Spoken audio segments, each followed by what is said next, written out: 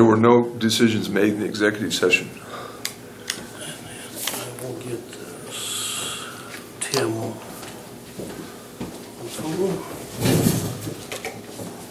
Did you want to go ahead and address if someone is quarantined, then if they are ordered to go home because of COVID-19, how that pay will work? I don't know, let Scott explain that since it's his department.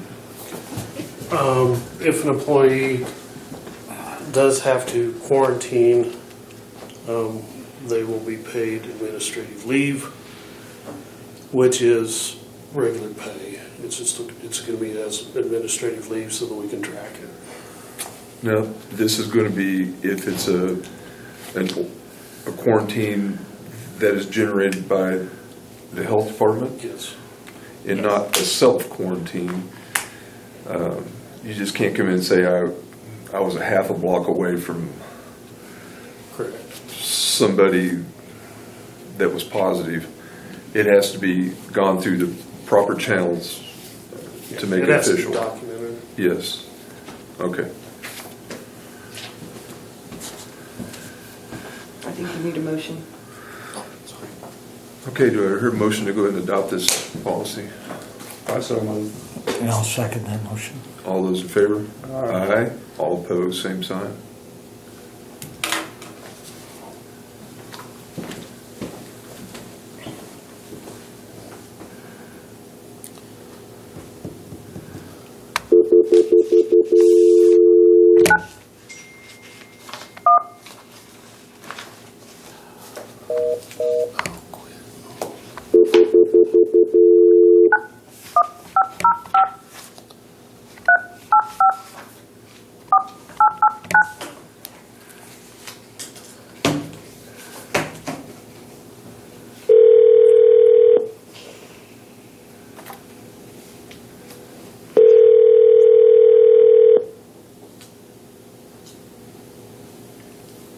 Lieutenant. Hi, Tim. This is Scott with Cheyenne County. You're on with the commissioners.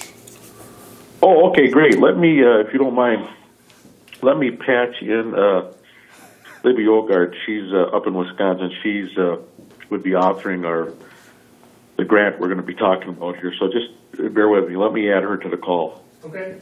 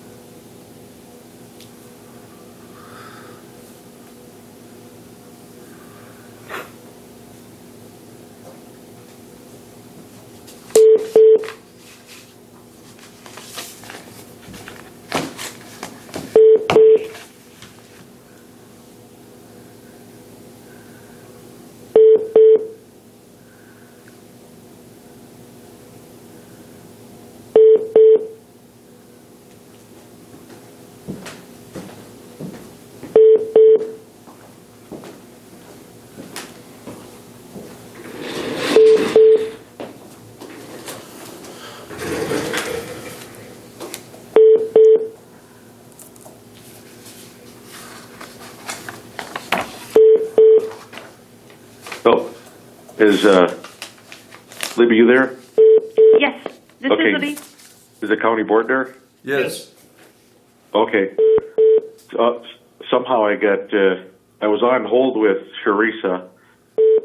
That must be that beeping in the background. I'm not sure how to get rid of that. We'll try here on our end, see if it.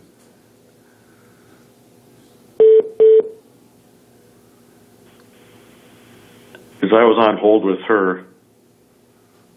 There.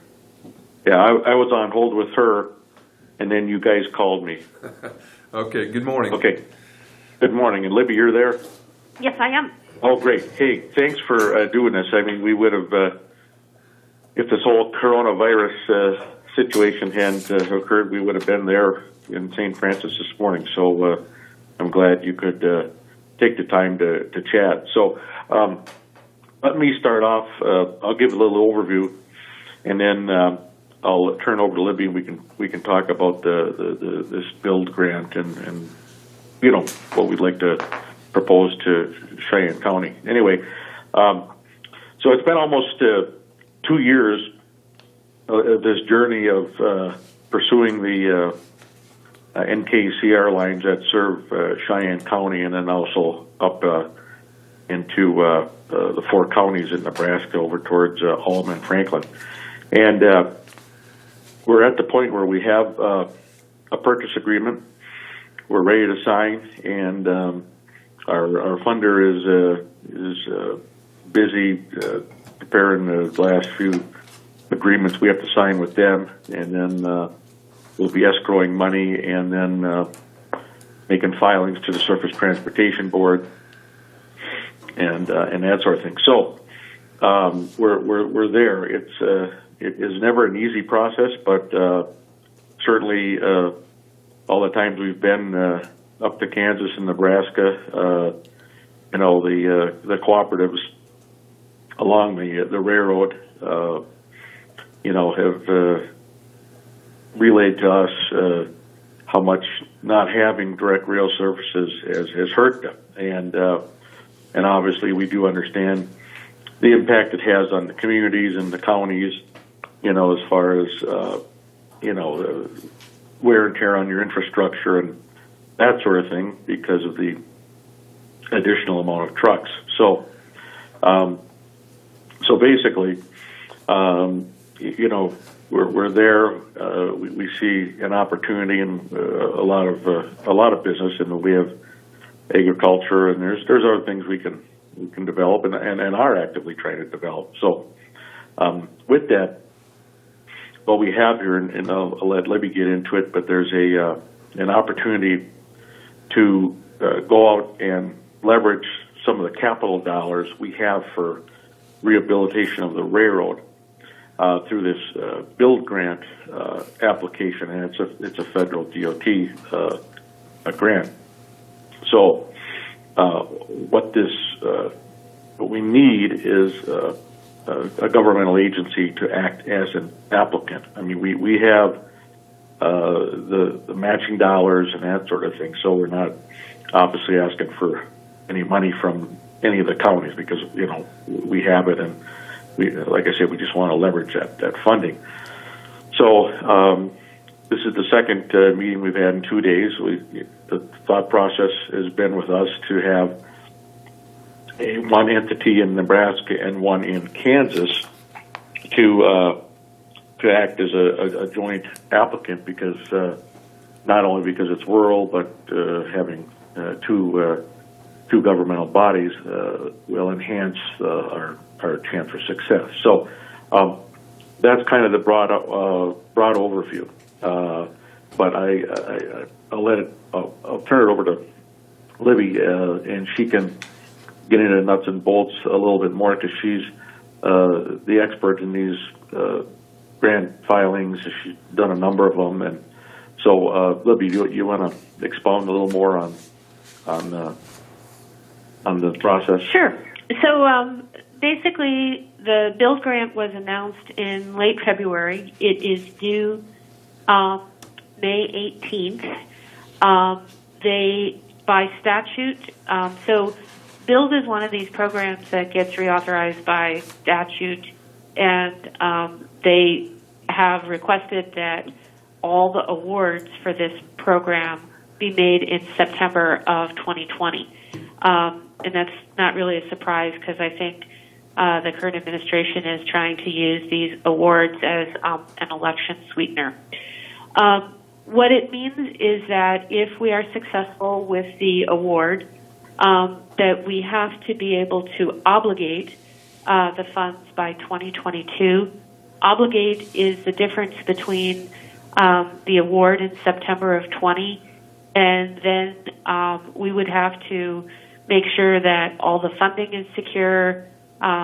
We would have to get the categorical exclusion that the railroad is eligible for to begin the process that's basically our environmental permitting. So the feds won't give us the money until they have a rock-solid contract in place, which has to be done by September of 2022 showing all those pre-construction activities are complete. The money has to be spent in its totality by 2027, or we have to give it back. The North Central Rail Corp is looking at this project to be kind of a quick start project because there's really very little permitting that needs to be done because the majority, if not all the work, is all going to be done within the railroad's right-of-way. The project is going to include upgrading ties, ballast, brushing, grubbing, and some of the surface improvements.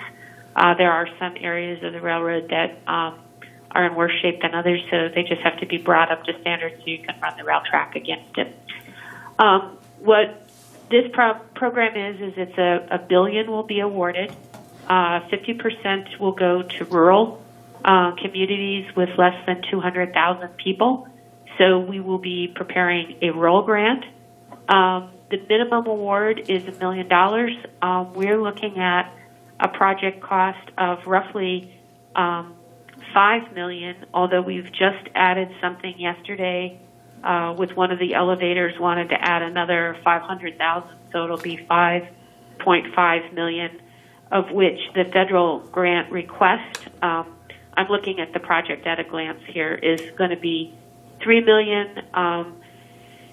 North Central Rail Corp is working with John Maddox, and we're applying for, on the Kansas portion of the program, some funds from the Kansas State Rail Program to help with, a quick start and immediately getting the Kansas segment of the railroad up to speed. While we're looking at $2 million from the state, we are reserving a portion of that $2 million to show that we are leveraging federal funds, which is one of the grant objectives. The grant really wants to see us getting support from the state, which it looks like we will get, and also from CPI, which is a shipper, so that's good, and then a substantial, what I'm going to call skin in the game, from North Central Rail Corp. The box at the top of the at-a-glance page, if you've got that, shows the 10 mills that we're looking at and shows the mileposts that these mills are located and the storage capacity that they have available to them. This basically translates into estimated rail cars and about 4,625 rail cars. It also looks at the number of trucks that may potentially be displaced by moving the grain that's currently being trucked into rail. So there is basically a 4-to-1 relationship. Every rail car represents 4 trucks. So what we're looking at from a terms of what's in it for you and what your project benefits are is that a grain elevator that is located on rail, particularly a short line that has the capability of interchanging with Class 1s, has a better market value and is, higher if the property and the valuation of that property would be higher if it has rail service versus not having rail service. So we're looking at taking a number of trucks off the rural roads. The labor cost would be reduced for loading a rail car versus the number of trucks, which will improve the economic competitiveness of the mills that are located on the line. The elevators expect approximately 10 cents per bushel in savings by shipping rail versus truck, which will increase the economic competitiveness of the local growers as well as give them a greater market reach. State departments of transportation are expected to save about $3 million annually.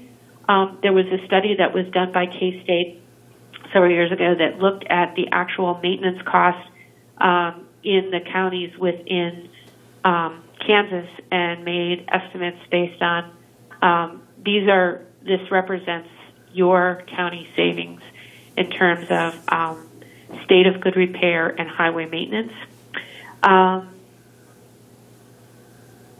So That's essentially the project, and the other part is from a benefits standpoint. Safety is the number one objective for this grant. So this grant has 5 merit criteria that it basically evaluates each project against this merit criteria. Number one is safety, and we see a significantly higher Class 8 truck crash rate in rural areas versus urban areas. So safety is our number one objective. State of good repair, economic competitiveness, environmental sustainability, and quality of life are the 5 measuring sticks that we are evaluated against. So in terms of what we're asking from you, and I may be talking too long here, but is we're very interested in having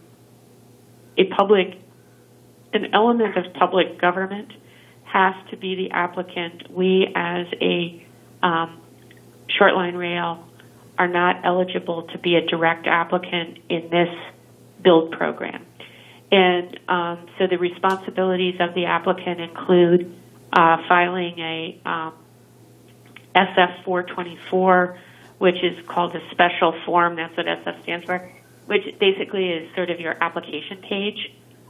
We will prepare all of the materials that need to be submitted, and you would need to have a system award management application number to log on to. It's an electronic application. So you would log on electronically. You'd have your identification page, which is the SF 424. The project narrative would be a separate document that we would provide you.